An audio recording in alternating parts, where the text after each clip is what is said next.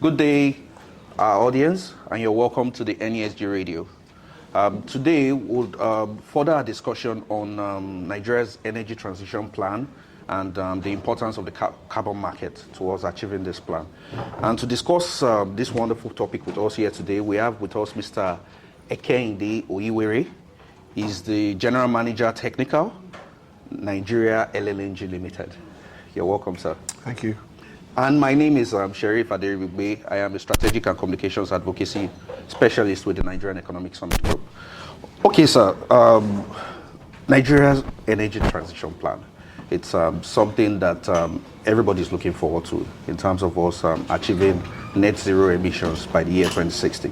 So I'd like to know your perspective, especially from the angle of the organization in terms of the energy transition plan. Do you think it's a good thing for Nigeria to achieve, or maybe it's something we should push on further? I think sustainability in the use of our resources adds value to everyone. If you're less wasteful in how you use your resources, whether it's energy or water or food, whatever it is, there's value for both sides, both for the consumer and also the producer. So really, I think it's a no-brainer for us to lean into that. And I think the energy transition plan is a great tool for the country to start to have a conversation around sustainability, especially in the energy sector. If you look at the document, there is some aspirations, and you can see a very strong link between transitioning to a lower carbon economy, but also economic empowerment, lifting 100 million people out of poverty, creating jobs, and also bringing modern energy to the populace. So you can see that link between sustainability and improved life for people. So really, there's no reason why we should lean into this. Thank you very much. So now, you've mentioned a whole lot of reasons why we should lean into, having a proper energy transition plan. But let's look at it from the perspective of how viable is the carbon market, and what is the importance of the carbon market in terms of this transition plan?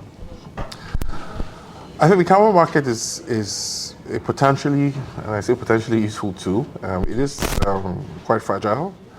There are, and we saw last year, quite a big knock on carbon prices around the world when people had some challenges with the validity of some of the claims that were being made around reporting.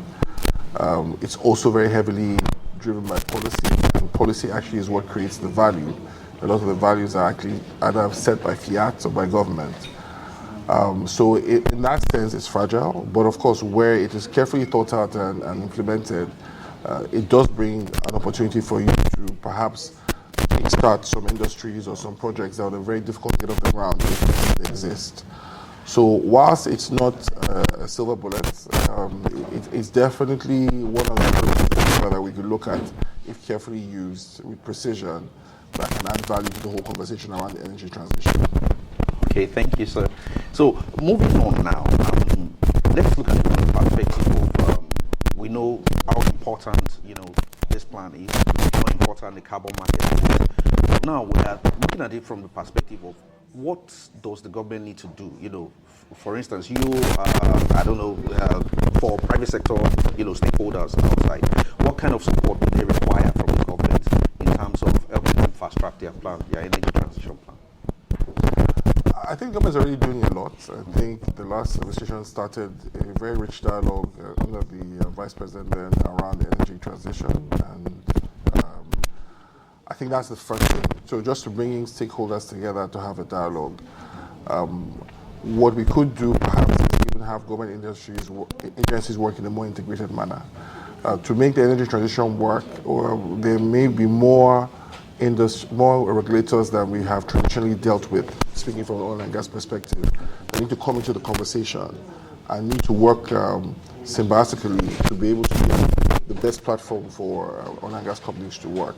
So there is a conversation going, but I think having a real unifying focus, even from the government side, from the policy side, will be very useful for industry, because we're talking to different people, slightly different perspectives. It would be nice for all the regulators to also be on the same page. I think that's one thing they could do. I think another thing to do is also in terms of body language and positioning.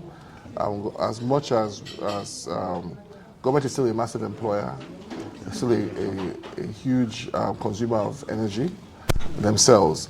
So even in how they conduct their business, I think leading by example is another area where the government can help. They do government contracts, they have government facilities, even companies like NNPC that are still have a big government stake in them. They have the opportunity to be able to demonstrate to the rest of the country what we should be doing in this space. Thanks a lot. So I'd like to end on this note.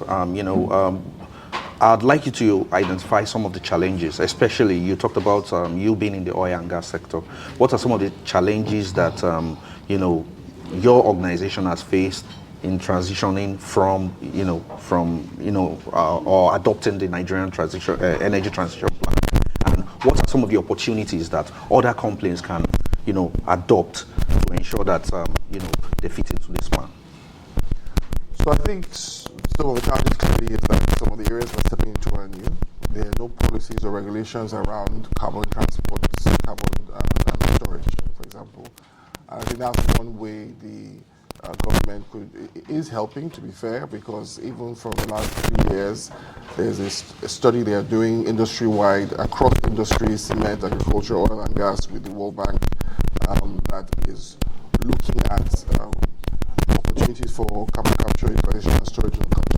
So they're already doing that, which is a great step. So sustaining that will be a first step in the direction. But quickly starting to give some regulatory clarity on how people can engage in that space and start to make investments will also be great. We in NNG have a commitment to decarbonize by 2040, and it's an aspiration to be in that position. So of course, that's not a long way away in the scheme of things, so just about 15 years. So having the regulatory framework in place to be able to support our aspiration, because as it stands today with the technology that's available, we don't see a path to near zero without carbon capture. That may change in the next 5 to 10 years as technology evolves, but today, in other countries, we see that as one of the more credible elements of our transition plan. And having the government support in terms of regulatory framework and enabling environment and incentives to do those kind of projects will be very helpful. Thank you very much. So we had with us here today Mr. Ekende Ohiwere. He's the General Manager Technical of Nigeria LNG. Thank you, sir, for coming on the NESG Radio Thank you, podcast. Sharif. Thank you. It's my pleasure. All right, to our audience, we look forward to seeing you next time. I am Sharif Aderibigbe. Thank you.